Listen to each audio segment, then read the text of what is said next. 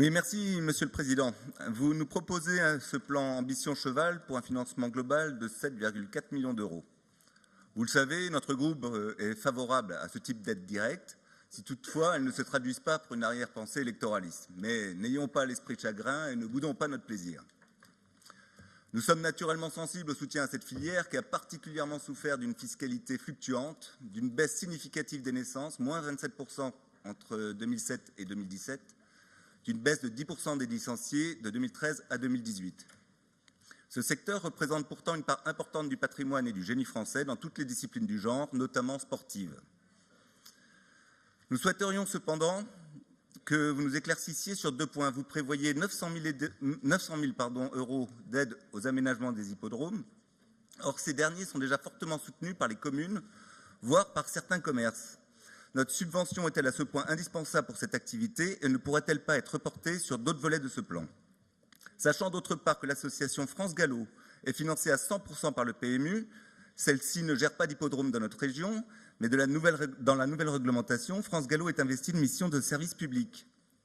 Élaboration et tenue du code de course, organisation des courses, conditions d'attribution et de répartition des allocations, primes, prix, modalités de régulation des courses et de la filière, équipements nécessaires à l'organisation des courses, sélection des chevaux, formation professionnelle. Donc la question, c'est vraiment savoir si on peut avoir un fléchage juste pour les hippodromes dans ce rapport.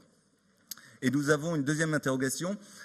Vous prévoyez une aide aux éleveurs qui, tout confondu, si je ne me trompe pas, avoisine les 1,4 million d'euros, mais rien n'apparaît de spécifique à un type d'élevage essentiel, la sauvegarde des races locales anciennes. En France, beaucoup de races sont confrontées à une baisse de la population plus ou moins inquiétante, notamment les races assines de chevaux de trait. Dans les chevaux de trait, on retrouve l'Ardennais, l'Auxois, le Boulonnais, le Breton, le Cob normand, le Comtois, le Mulassé du Poitou, le Percheron, le Trait du Nord. Dans les poneys, le Landais, le Potoc. Et dans les chevaux, le Camargue, le Castillon, le Corse, le Mérins. Dans notre région, j'ai été sensibilisé à la sauvegarde de la race Auvergne.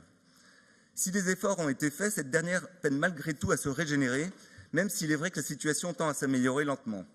J'ai eu hier un éleveur, un naisseur, parce que des éleveurs, il y en a quelques-uns, mais des naisseurs, ils sont très très peu nombreux. Il me disait qu'il y a une trentaine d'années, il y avait 32 chevaux d'Auvergne. Ils sont grosso modo aujourd'hui 700, mais comme ils étaient 32, il a fallu faire un peu de consanguinité et prendre un petit peu dans les autres races, notamment le Mérins. Et ils sont inquiets de la reconduction de leurs primes, sachant qu'ils aimeraient arriver à la race d'origine et continuer leur travail, qui est un travail absolument magnifique. Il s'agit là d'un patrimoine vivant exceptionnel auquel nous souhaiterions que la région apporte une aide appuyée. Je crois ne pas avoir épuisé tout mon temps de parole, donc je vais suivre la jurisprudence Cotarac. On a regardé l'ensemble des amendements qui ont été posés et franchement, on est le parti le plus sectaire de cette Assemblée, mais je crois qu'on va voter pour chacun d'entre eux. Ils sont tous très intelligents et pertinents. Voilà, je vous remercie. Merci beaucoup, Monsieur Chablais. Juste peut-être sur les 2 éléments. D'abord, les hippodromes, attention, vous savez, je ne sais pas si